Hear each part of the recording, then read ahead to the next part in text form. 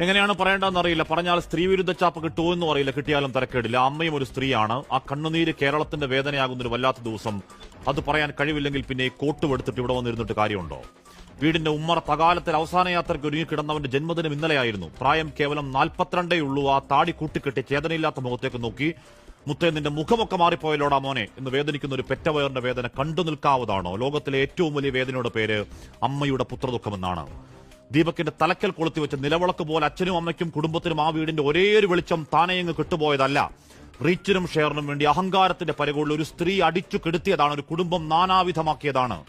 അങ്ങേയറ്റം വേദന ഉണ്ടാക്കുന്ന ഒരു ആത്മഹത്യയിലേക്ക് ചാടി വീണ് അവരുടെ രാഷ്ട്രീയവും മതവും ചികഞ്ഞ് 10 വോട്ടിനുള്ള സ്കോപ്പുണ്ടോ എന്ന് നോക്കുന്നവരുണ്ട്. ചെറുനക്കുന്ന ചെന്നായ്ക്കൾ, അത്തരക്കാരെ വിട്ടേക്ക്. ഇവിടെ പ്രശ്നം അതല്ല.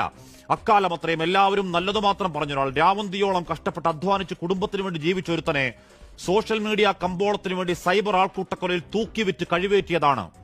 നവീൻ ബാബുവിന്റെ കാര്യത്തിൽ എപ്പോഴും പറഞ്ഞതുപോലെ മരിച്ചുപോയവർക്ക് വേണ്ടി ആഞ്ഞുവാദിക്കൽ ഉത്തരവാദിത്തമെന്ന ബോധ്യത്തിൽ മാത്രമല്ല, വീഡിയോ പലയാവർത്തി കണ്ട ബോധ്യത്തിൽ പറയുന്നു. ആ യുവാവ് 110% നിരപരാധി. ഭാരമുള്ളൊരു ബാഗ് ഉയർത്തുമ്പോൾ അറിയാതെ പറ്റിയത്, റീച്ചിന് പറ്റിയ ഒരു കോപ്പ് കിട്ടിയ ആനന്ദത്തിൽ ചിരിച്ചുകൊണ്ട് ലൈംഗികാതിക്രമം പകർത്തിയെന്ന് ആരോട് പറയലാണ്?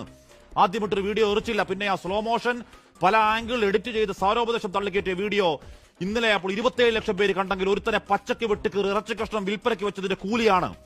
കഷായം ഗ്രീഷ്മയ്ക്കും കൂടത്തായി ജോളിക്കും വേണ്ടി വാദിച്ചവർ ഇവിടെയും ഒരു ഹാഷ്ടാഗ് അവൾക്കൊപ്പം ഉണ്ടാക്കി ഇറങ്ങുന്നുണ്ട്. സ്ത്രീപക്ഷ കാപട്യങ്ങളെ നാണമുണ്ടോ? കോൾ ഔട്ട് എന്നും പറഞ്ഞ് യഥാർത്ഥ പരാതികളെയും തൊലക്കലാണ് നിങ്ങളുടെ പണി.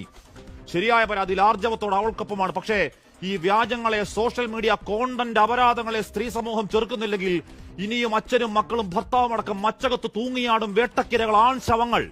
ഏതോ സമാന്തര ലോകത്ത് ലൈക്കത്രയെന്ന് നോക്കി പൂണ്ടിരിക്കുന്ന പെർവേർട്ടുകൾ അടങ്ങരുത്. ഫോൺ തൂക്കി ഇറങ്ങണം.